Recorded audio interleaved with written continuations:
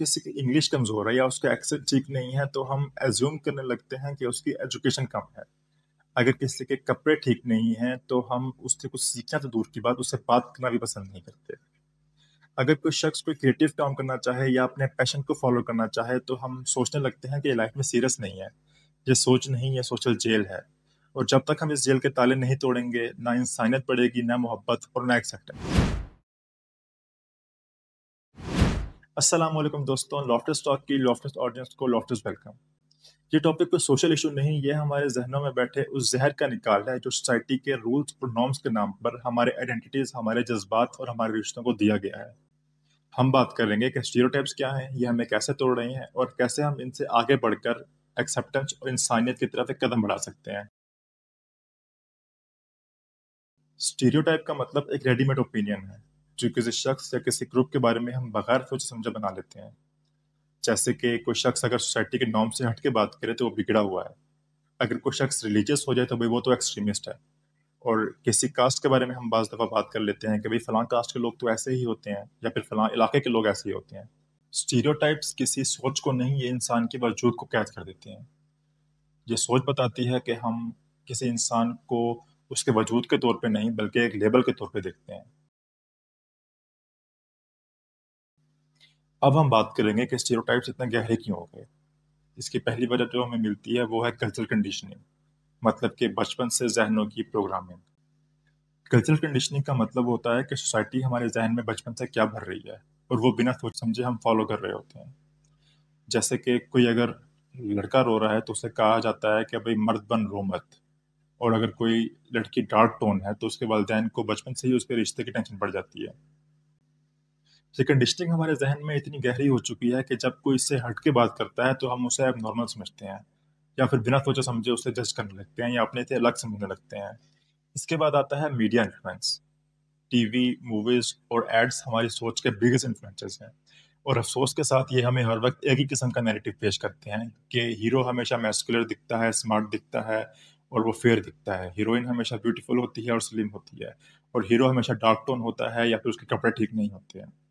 और ये सोच को हमें बार बार दिखा के हमारे जहनों के अंदर फीड कर दिया जाता है कि हम ये सोचने पर मजबूर हो जाते हैं कभी अच्छा ऐसा दिखता है और बुरा ऐसा दिखता है, जबकि असल लाइफ में सब कुछ ग्रे है। ज़रूरी नहीं कि हर स्मार्ट इंसान जो है वो अच्छा है, और ज़रूरी भी नहीं कि हर सादा दिखने वाला इंसान विलन है। ये सब एक विजुअल प्रोग्रामिंग का नतीजा है जो बचपन से हमारे दिलो दिमाग को पॉइजन कर रहा है। इसके बाद आता है फियर ऑफ अननोन। जो नहीं समझा वो गलत समझा। इंसान अक्सर उन चीज़ों से घबराता है जो उसके लिए नई, डिफरेंट या अनफेमिलियर होती हैं। जैसे कि अगर कोई शख्स सोसाइटी के usual gender, usual career paths और ड्रेसिंग से डिफरेंट होता है तो हम फौरन कहते हैं कि भाई ये नॉर्मल नहीं लगता। जबकि असल प्रॉब्लम उस इंसान में नहीं, हमारे डर में होती है। वो डर जो ये कहता है कि मैं जो समझता हूँ बस वो ही ठीक है। Point number 4 is lack of empathy. जब दिल बंद और जुबान तेज हो। आज का सबसे बड़ा मसला यह है कि हम सुनते नहीं, सिर्फ एज्यूम कर लेते हैं। अगर किसी शख्स ने अपना कैरियर पाथ थोड़ा डिफरेंट चूज कर लिया तो हम कहते हैं कि जिंदगी बर्बाद कर रहा है। अगर किसी शख्स ने अपना पास्ट शेयर किया तो हम उस पर बिना सोचे समझे हंसने लगते हैं, क्योंकि हमने उनकी कहानी नहीं सुनी, उनका दर्द महसूस नहीं किया। एम्पैथी का मतलब है किसी दूसरे का जूता पहन के उसके रास्ते का पत्थर महसूस करना, उसका दर्द महसूस करना। और डायलॉग का मतलब है सुनना, समझना, बिना इंटरप्ट किए बात करना। अब सवाल ये पैदा होता है कि हम इन स्टीरियोटाइप्स को खत्म कैसे करें और एक्सेप्टेंस कैसे बढ़ाएं। सबसे पहले अपने जहन को रिट्रेन करें। हर शख्स के जहन में कुछ प्रीकन्विंस आइडियाज होते हैं। जब हम किसी इंसान को देखते ही जज कर लेते हैं कि उनकी लैंग्वेज, उनका लाइफस्टाइल, उनका बोलचाल का तरीका, तो हम असल में उस इंसान को अपनी आंख से नहीं बल्कि सोसाइटी के दिए हुए लेंस से देख रहे होते हैं। जब हम सोसाइटी की कंडीशनिंग को ब्रेक करते हैं तभी हम किसी की असलियत पहचान पाते हैं। Second point is listen to the real stories. जब तक हम किसी के जूते में चल के नहीं देखते, हम उसके रास्ते का पत्थर महसूस नहीं कर सकते।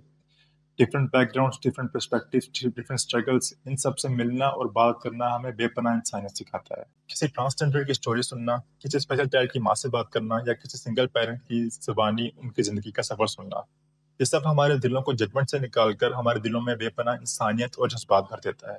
स्टोरी सुनना स्टीरियोटाइप तोड़ने का पहला स्टेप है। Third point is speak up but respectfully.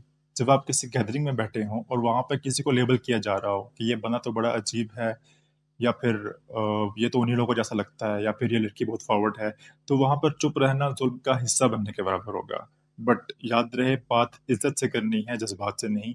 No sarcasm, no shouting, but calm अंदाज़ में एक पीसफुल स्टेटमेंट देनी है आपने कि शायद हमें उसको समझने की कोशिश करनी चाहिए।